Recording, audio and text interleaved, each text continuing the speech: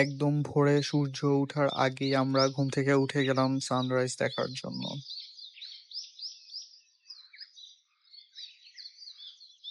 So আমাদের পাশেই view tower ছিল, আমরা ওখানে সকাল সকাল উঠে গেলাম সুন্দর একটা সানরাইজ উপভোগ করার জন্য।